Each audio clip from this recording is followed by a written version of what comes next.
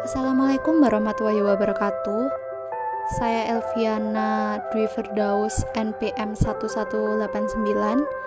Kali ini saya akan menerangkan tentang kapital struktur, teori, dan kontemporer. Berikut terdapat beberapa teori struktur modal. Yang pertama, teori pendekatan tradisional.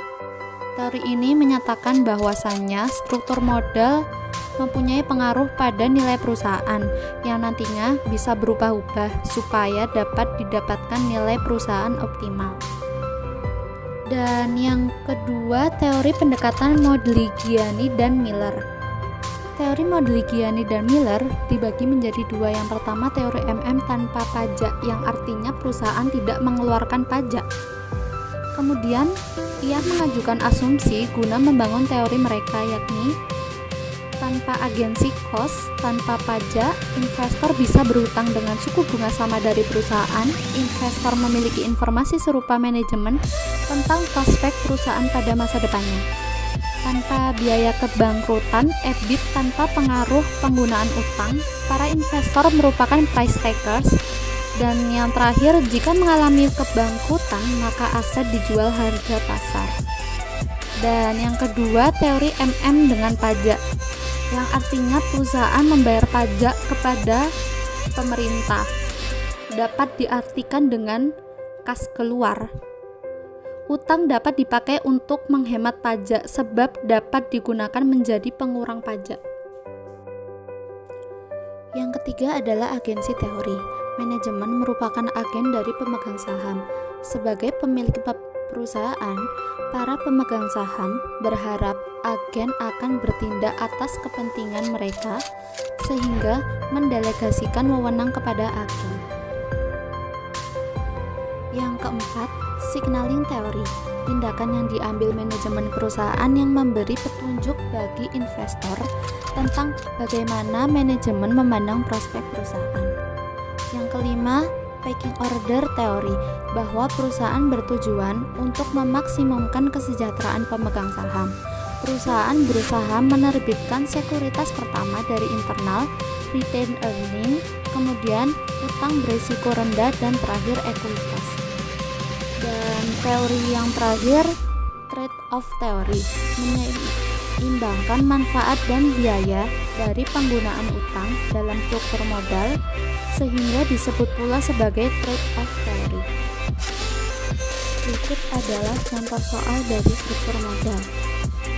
BPJS berkeinginan untuk mengembangkan dan menciptakan produk baru dengan kebutuhan dana 100 juta. Terdapat dua sumber dana yang bisa dipakai. Yang pertama, sumber internal diambil dari current asset, dan yang kedua, sumber eksternal diambil dari current liabilities. Berdasarkan data di atas, maka dihitung ROA jika rate of return on current asset adalah 10%, rate of return on fixed asset adalah 25%. Financing cost jika cost of current liabilities adalah 14%, dan cost of long term debt adalah 18%. Current ratio, berikan rekomendasi saudara. Berdasarkan data soal di atas, maka dapat dihasilkan ROA sebesar 21,25%, total cost financing 420 juta, current ratio sebesar 200%. Jika diturunkan current asset, ROA menghasilkan 21,74%, total financing 500 juta, current ratio 166%. Jika menambah current liabilities, dapat dihasilkan ROA 17,36%, total cost financing 434 juta, current ratio 1,5 atau 150%. Maka dapat dibandingkan sebagai berikut. Berdasarkan data di atas, maka dengan diturunkannya CA lebih menguntungkan daripada penambahan CL, sehingga dapat disimpulkan bahwa sumber daya yang diambil dari CA lebih layak. Soal 2. Pada awal bulan Maret 2021, manajer keuangan PT AGB melakukan kajian untuk melihat return of equity perusahaan. Informasi dari manajer pemasaran menyebutkan bahwa penjualan diestimasikan terjadi kenaikan sebesar 10 miliar dengan asumsi perusahaan melakukan ekspansi pembukaan kantor pemasaran ke Kalimantan dan negara Malaysia. Adapun beberapa informasi lainnya adalah sebagai berikut. Diminta untuk menghitung berapakah ROE yang paling layak untuk diterima. Dengan data soal di atas dapat kita susun dengan tabel sebagai berikut. Dengan hasil tabel di atas kita dapat menghitung EAT.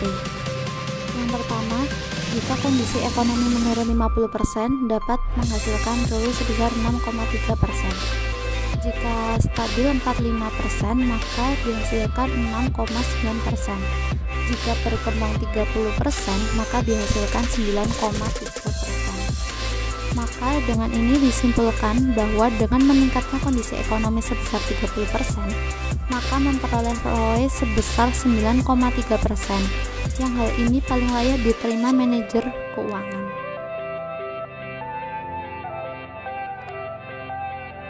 Sekian presentasi dari saya. Jika ada salah kata, mohon maaf. Wassalamualaikum warahmatullahi wabarakatuh.